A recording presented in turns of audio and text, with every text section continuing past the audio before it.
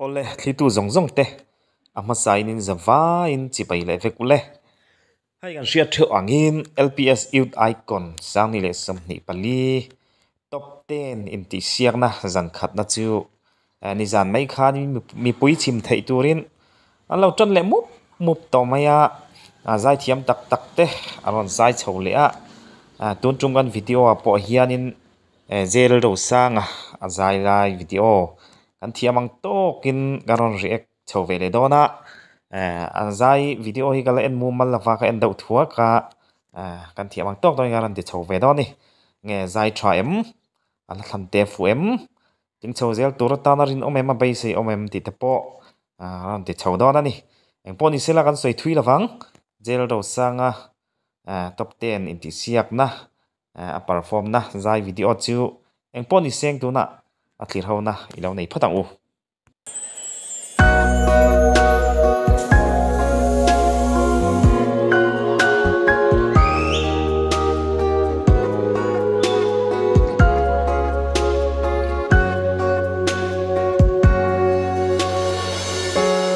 Tông mang xí lâu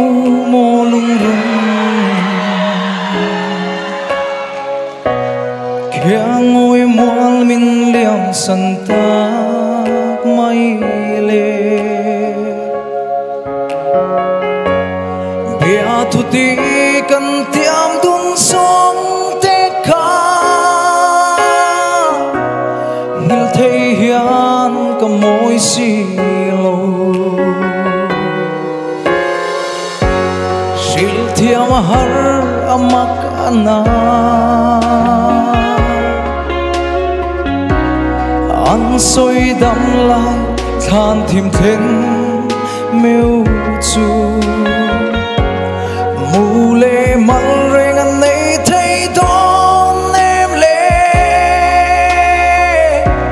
khwa re hian min nem mana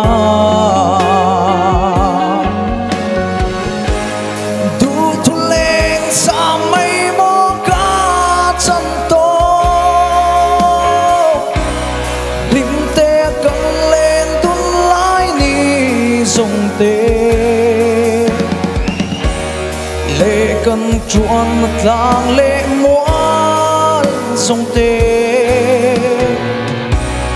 phong ring nang ilai rilan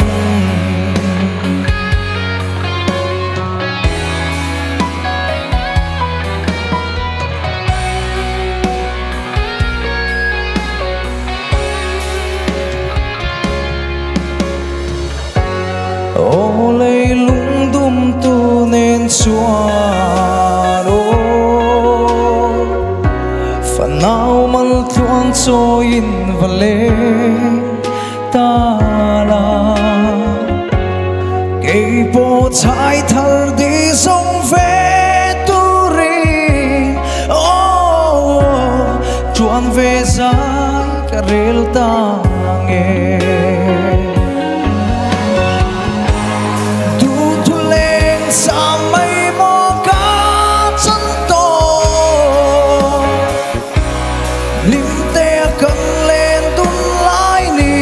sông tê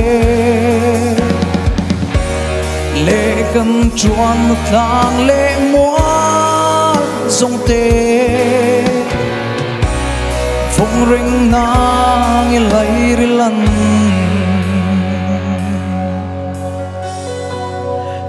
ole ta han ganan ti top lok nga ka do ain alla thlan hi kul ma ka tia ngani otial tham moi nal tak mai kha alang tam tok lo katia J.Lalrosanga bik ina ala sak tur hi chuanin lahot lampang ngani sang mo otial lang tong thein tur otial tham moi tak mai alan tam thein turang chi la kha athana poi mo in kan ria tun tumal hlan poi hi du ai chuanin na kul do shet katia opa ngai kha alang tam do seta otial tham original tuk mai kha alang claim deu kalau te mai me nge in ngai vedan phei chu ka shelawa ke man ka mu da na ni ya CFL night te mai ang CFL lamang intihsiak zana ti hianin aru tak chong ka hu phur pui em ema ani chu ở trial tham môi tắc mấy alan lâu hi chuan ti J.Lalrosanga lâu cái tia về tlat mẹ na ama ro chu zai che em san ni chuang ka shelawa zai thapa ngai viau chuang ka sia cái mà nó có ngày đàn chuan lakul lampang chu thlang lo seng ka du pui ngay ngi dan ve phei chu ka shelawa eng poni seng top thleng kan thlir chho zelang phong ring na nghe lấy ri lần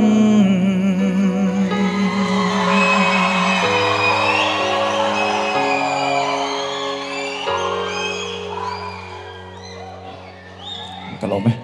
J.Lalrosanga tiếng ấy dài chiết đủ ngay mi lâu à cái lỗ mày zanina ilasak ngay lâu la răng ni to xí lâu mo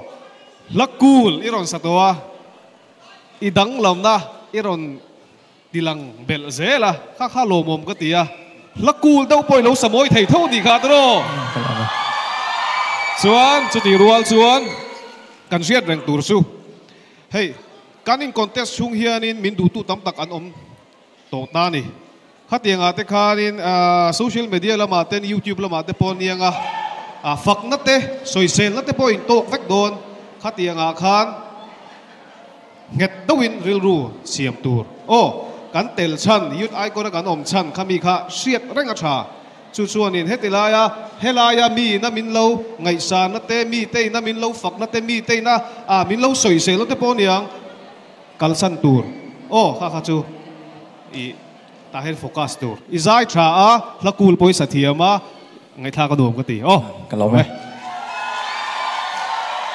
ole ti khanin kan hriat ang khanin just te zinga mi pakhat chuan in an comment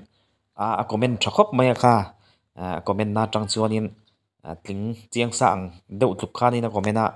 ama ro chu hla thlan kha kan soi tong khanin a kul chu ti ve thewa mar cheng azai tha chu ti viau thoina hriata just pakhat comment na tang chuan in amak shum shima chu thaviau chuan a hriata engponi seng midang hianin eng tiang chen ngen comment ve don ala hriat lo engponi seng ngai thazel chin photang izai ka comment main min sponsor tu ha ka soi ve ngai ta janin chu hun danga mo min sponsor china i Thara Resort Falkland hian riana aoma birthday le wedding after party te khatyang sang sang tan khana man theya tin parking a tha a hnai vaya a fian real boxi tin hotel ransom Chuampui Vieng Thar hi officially a 3-star hotel le restaurant kan nei ani a namdang mi khwal nei tur de tan po kan lo she ring don nia view tha a parking a thabok ti ha kan soi du a chuan J.Lalrosanga hi izai thachangin nia zana pon izai chemmia lawa amairo chu nangma a min tok zar te kha zanin chu min tok zar tu kha a lem lawa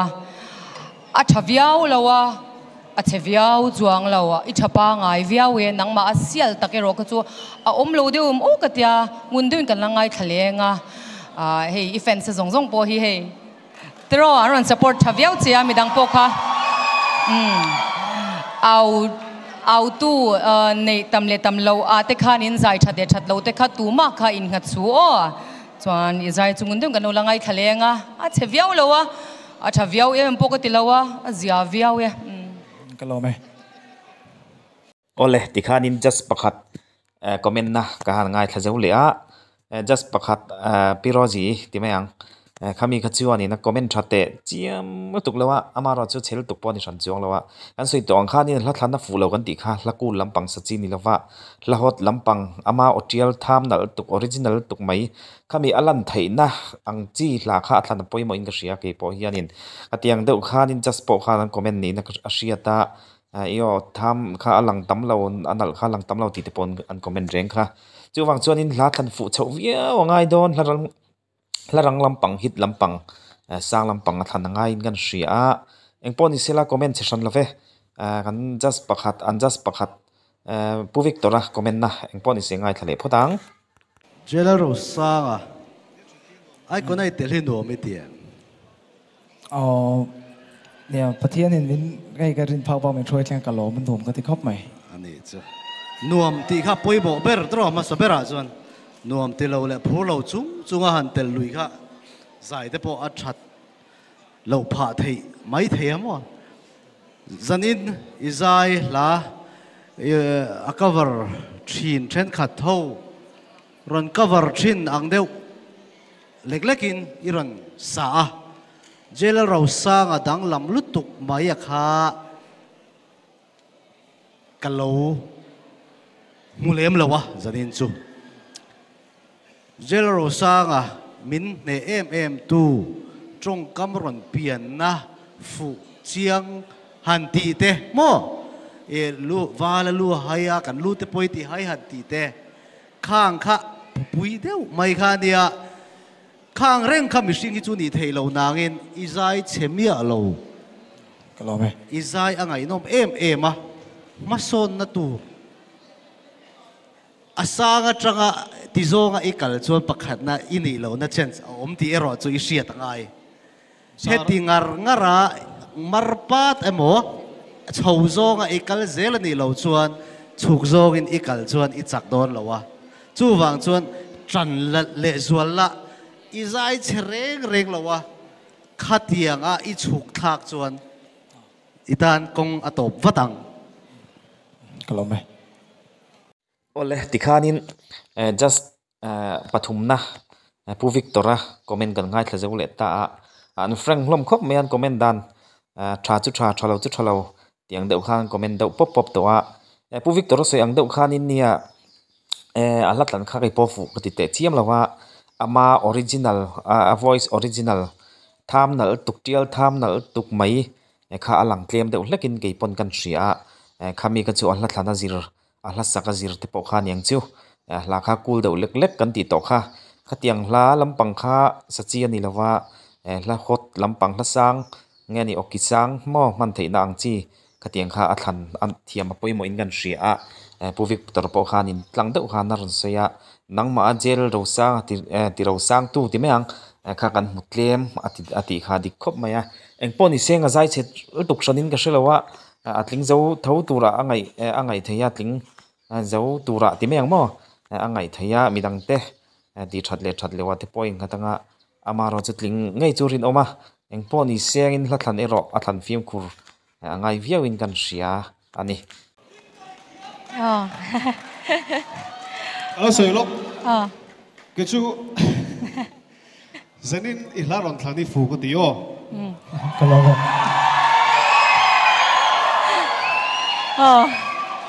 aresa kha kan judge te ngai dan kha in ang chi alova enge ngai vedan saknuwa mi tiem thlang fu in tiem sak duam ka ti a e mase kai ma na sak vak ngai lo ani awang kha chuan in an comment dana kha chuna kalunga oi vek ke alo lutuk e zani na ibul nai tak mai ka ding thei min thik tu hin tam don leng ka sia e fan base te po